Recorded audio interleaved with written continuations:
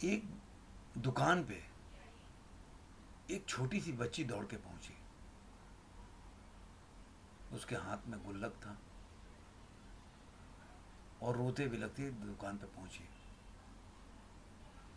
और उसने दुकान वाले से आवाज़ लगाना शुरू कर दिया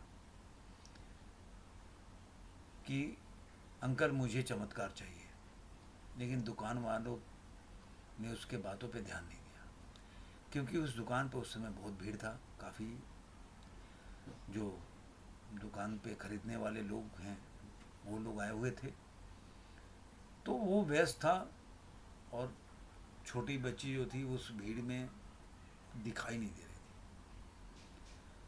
थी। बच्ची चिल्लाती रही कि अंकल मुझे चमत्कार चाहिए, लेकिन वो जो दुकानदार था दूसरों को सामान देने में व्यस्त हो गया। धीरे धीरे जब थोड़ी सी भीड़ छटी और लड़की ने देखा जो कोई दुकानदार उसकी बात सुनने को तैयार नहीं है, तो उसने गुस्से से अपना जो गुल्लक था उसने काउंटर पर पटका। तब दुकानदार का उस लड़की बच्ची पे ध्यान गया। उसने बोला, बेटा क्या हो, इतना गुस्सा क्यों हो रहे हो, क्या हो गया? कह रहा, अंकल कितने टाइम से मैं आपको आवाज़ दे रही हूँ, आप सुनने को तैयार ही नहीं है। तो बोला जी आप बताओ आपको क्या चाहिए। तो उसने बोला कि मेरे को चमत्कार चाहिए। तो दुकानदार हंसने लगा, अरे चमत्कार कोई मिलता थोड़े ना दुकान पे। लड़की को लगा कि ये तो बच्चा समझ के मेरे को इधर से भगाने की कोशिश कर रहा है और वो सोच रहा है कि मैं तो छोटी सी बच्ची हूँ और चमत्कार यहाँ मिलता नहीं है तो मैं ये सुन के चली जाऊँगी। तो लड़की ने ये सोचा, लेकिन वो हार मानी नहीं। उसने बोला कि नहीं अंकल, चमत्कार आपके दुकान पे मिलेगा, आप मुझे दो, मेरे को छोटा बच्चा मत समझो, आपको देना ही पड़ेगा। कह रहा, अरे बेटा चमत्कार कोई चीज़ नहीं होती जो कहीं मिलती है। लड़की ने बोला कि नहीं मेरे पास पैसे भी हैं पूरा। कह रहा क्यों, क्यों चमत्कार चाहिए? कह रहा नहीं मेरे को चमत्कार चाहिए, आप कहीं से भी चमत्कार दो, मेरे को दुकान से निकाल के दो, मैं पूरे पैसे लेके आई। वो चिल्लाने लगी और रोने लगी। हेलो दोस्तों, कैसे हैं आप लोग? उम्मीद करता हूं कि आप लोग अपने घर में स्वस्थ और सुरक्षित होंगे और बहुत मज़े से होंगे और मेरा वीडियो भी देख रहे होंगे और लाइक भी कर रहे होंगे। चलिए कहानी को ले चलते हैं आगे।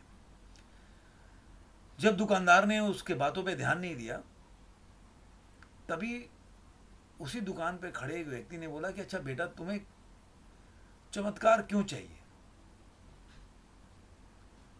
तो बोला कि कल की बात है, मेरे भाई के सिर में बहुत तेज दर्द हुआ। इतना तेज दर्द हुआ कि वो बेहोश हो गया। आनन फानन में मेरे माता पिता उसको लेकर हॉस्पिटल गए, लेकिन जो वो सुबह दूसरे दिन आए आज, तो वो कुछ बताया नहीं और भाई मेरा नहीं आया उनके साथ, मतलब मेरा भैया नहीं आया। मैं माँ से पूछती रही, मम्मी पापा से, कि मेरा भैया कहाँ है, मेरा भैया कहाँ है, लेकिन उन्होंने कुछ बताया नहीं कि हाँ आ जाएगा, यही बोलते रहे, लेकिन उन्होंने कुछ बोला नहीं कि भैया कब आएगा, कहाँ है।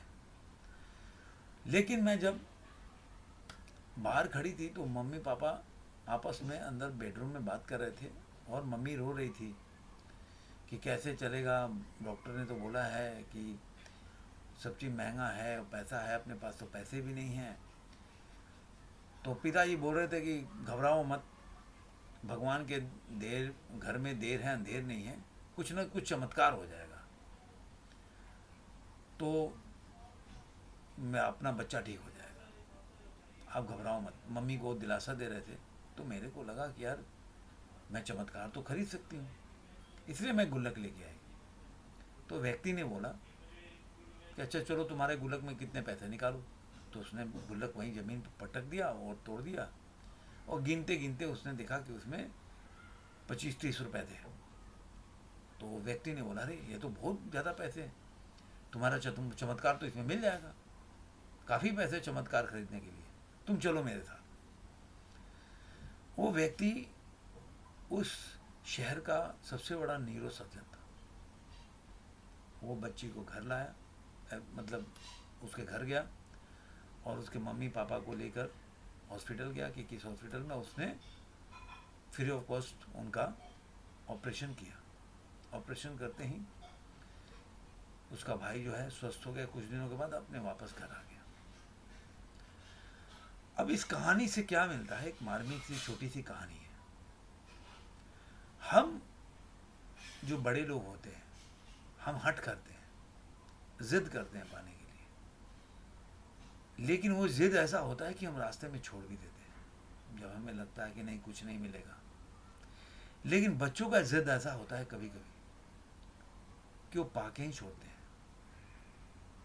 जब एक बार हट कर लेते हैं कि नहीं, मेरे को तो ये चीज़ चाहिए ही चाहिए, तो पाके छोड़ते हैं। तो कई बार हमारे ज़िंदगी में या अपने आप में बच्चे को जगाना बहुत ज़रूरी है। जबकि हम हट या जिद करते हो या ये सोच लेते हैं ये काम मुझे करना है। जिस तरह बच्चे हट करते हैं ना, वैसे ही हट करें अपने आप में कि मेरे को ये पाना है। एक कोई ऐड आता था, मेरे को याद नहीं आ रहा, कि जिद इतना करो कि वो चीज़ बन जाओ। जिद से पीछे मत हटो। जिद ही तुमको आगे बढ़ाता है और वो मुकाम दिलाता है जिसके आप हकदार हो या जिसको चाहते हो या जो चीज़ बनना चाहते हो। लेकिन जिद सही दिशा में भी होना चाहिए। जैसा कि आपके अंदर एक चेतना होती है, वो आपको हमेशा गाइड करती है क्या सही जिद है और क्या गलत। आप तो कोई बच्चा हो नहीं, क्योंकि आपका जिद तो ऐसा नहीं होगा कि जिसमें चेतना जागृत ना हो।